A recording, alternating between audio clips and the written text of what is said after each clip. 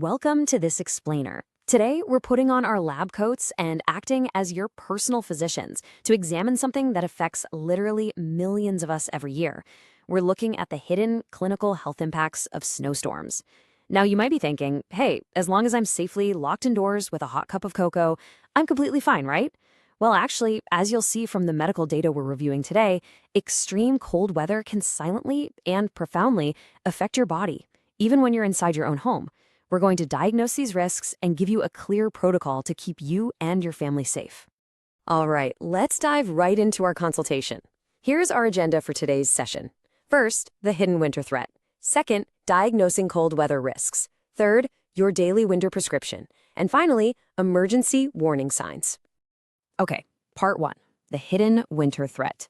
Let's start with our chief complaint, which is the environmental reality of a severe winter storm, and why it's a whole lot more than just a reason to skip your morning commute.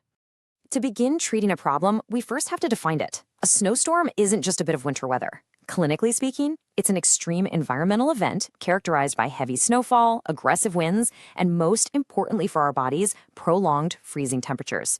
Because these conditions can last for hours or even days, they create a sustained stress test for your body. We all know these storms make the outdoors dangerous, for sure. But what we often miss is how these prolonged freezing temperatures can silently compromise your indoor health as well. So compare the two. On the left, we've got the obvious outdoor dangers. Freezing temperatures, heavy snow, the sheer physical exertion of trudging through it. But over on the right, look at the hidden indoor dangers. We're talking drastically reduced sunlight, poor air circulation, and hidden cold exposure from drafts or poor insulation. Staying inside simply doesn't make you immune. We really have to start treating our homes as an enclosed environment with its own unique set of medical risks during a storm. Moving on to part two, diagnosing cold weather risks. Let's look at how our bodies actually react to these specific threats when those temperatures plunge. The primary physiological diagnosis you need to watch out for when temperatures plummet is cold stress. This happens when your body starts losing heat faster than it can metabolically produce it. And listen, this isn't just feeling a bit chilly, it's a profound physiological shift. If left unmanaged, cold stress can rapidly escalate into hypothermia. That's a severe, life-threatening drop in your core body temperature that requires immediate emergency medical intervention. It's incredibly serious.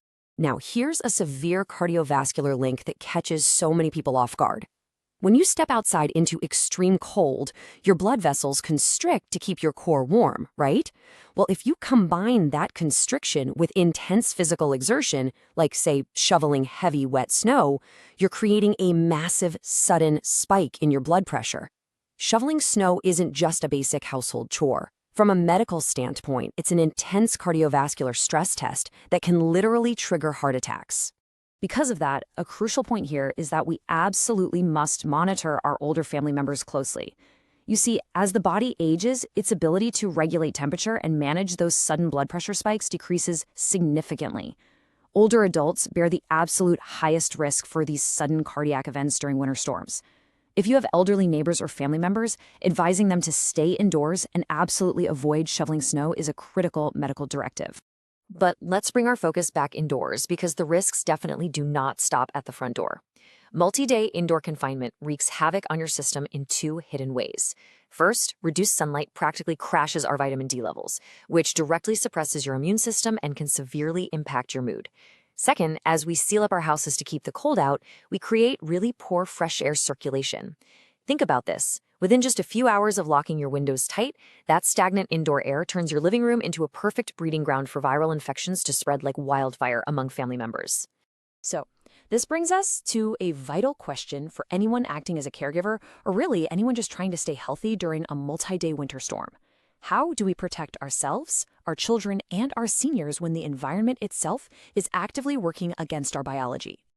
That brings us to part three, your daily winter prescription. Let's transition over to your doctor-approved daily routine of preventative habits to safeguard your health while you ride out the storm. Here's your daily wellness prescription, mapped out step by step. For immunity, actively eat foods rich in vitamin C, vitamin D, and zinc to fight off those trapped indoor viruses. To combat the poor circulation that comes from just sitting around in the cold, schedule simple home workouts. Seriously, just 10 minutes of movement can keep your blood flowing and your body strong. For warmth, treat your indoor clothing like outdoor clothing. wear layers, establish a daily schedule to keep your home adequately heated, and block those drafts. And finally, hydration, which requires constant vigilance throughout the entire day. Let's talk a bit more about those vitamins for a second. The source material strongly emphasizes this point. When sunlight is scarce during a prolonged storm, tackling vitamin deficiencies is absolutely critical for maintaining your immune defenses. Taking a vitamin D supplement can effectively bridge the gap when the sun just isn't cooperating. However, and I really must stress this as we put on our clinical hats, always remember to consult your physician before starting any new supplements to make sure they don't interact with your current medications. And right alongside supplements is this incredibly simple, yet so often ignored piece of medical advice. Never underestimate baseline health maintenance. In the summer, the heat constantly reminds us to drink water. But in the winter, the cold actually suppresses our thirst mechanism, even though that dry, artificially heated indoor air is actively pulling moisture right out of our bodies. Staying hydrated is a strict, non-negotiable step to keeping your cellular functions, your immune system, and your circulation operating optimally in the cold. Keep a water bottle visible as a reminder to drink up, even when you aren't feeling thirsty. Okay, on to part 4, emergency warning signs.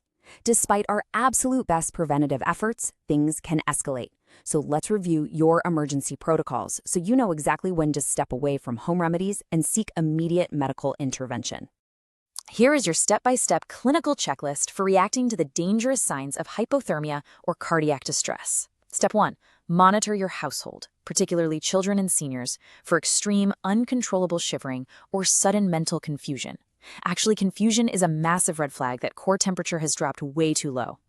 Step 2. Check for unusual, profound fatigue or any signs of chest pain, which could indicate that cardiac stress we discussed earlier. Step 3. If you or a family member experience any combination of these symptoms, treat it as a medical emergency. Do not wait around. Seek medical help immediately. As we wrap up this explainer, I want you to ask yourself, are you actually prepared, or are you just hiding from the cold? Remember, true safety requires preparing your biology and your home for the harsh medical realities of winter.